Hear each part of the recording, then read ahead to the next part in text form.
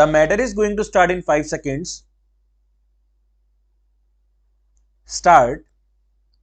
Coming to the internal affairs of the country, Madam Deputy Chairman, the policies of the Government of India for the last 15 years have been so manipulated that the rich people are becoming richer and the poorer sections of the people are becoming still poorer. The committee that has been appointed to investigate into the question of the distribution of income has not yet given its verdict, but it is common knowledge that the people who are in the higher ups have become more rich and the people in the lower rung have become poorer. The prices of essential commodities that the peasants and the workers use have gone up so high that they are not within the reach of the mass of the people of the country. Government have not taken adequate steps to bring down the prices and to stabilize the prices as was recommended by the Food Grains Committee. We are now in the third plan. While the plans are progressing, the number of the unemployed in the country is increasing. This is a very anomalous position. It is the government alone that can explain why, in spite of the plans, the unemployment problem is becoming more and more acute, as was rightly pointed out yesterday by some speakers. Our agriculture has not been paid due attention that should have been paid in a country where 80% of the people live on land. Some 3 or 4 years back, when Mr. 𝐒𝐇𝐀 was the Food and Agriculture Minister, he was made to resign under shady circumstances as one who had proved not capable of solving the food problem in the country. A suggestion was thrown that the portfolio of agriculture should be handled by an important and senior member of the cabinet, and particularly in the states by the chief ministers of the states, but nothing of the sort has happened. Whatever increase in food grains output we have obtained is not because of any increase in the yield per acre, but because of extensive cultivation.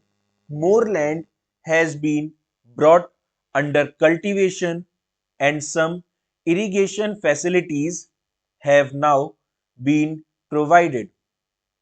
But the increase that we have seen is not in keeping with the demand that is necessary for us to feed 400 millions in India.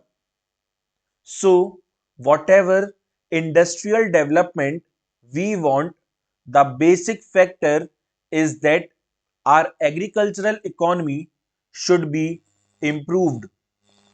For that, all efforts should be made. More fertilizers should be used and new methods of cultivation should be employed for growing more food crops and for growing other cash crops.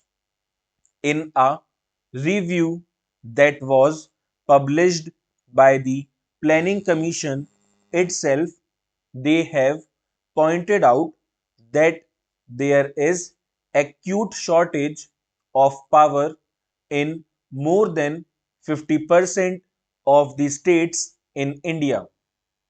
We have accepted a planned economy. We have completed two plans and we are now in the third plan.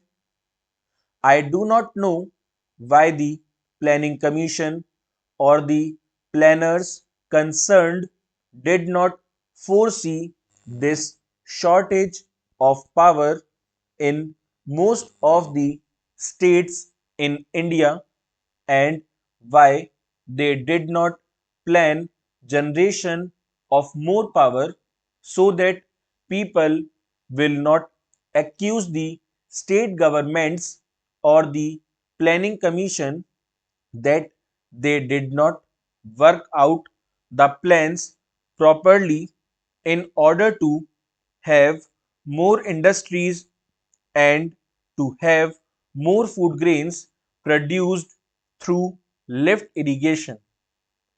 In most of the states in Andhra, in West Bengal, in Bihar, in Karnataka, there is power shortage. Whatever power is available now is being rationed.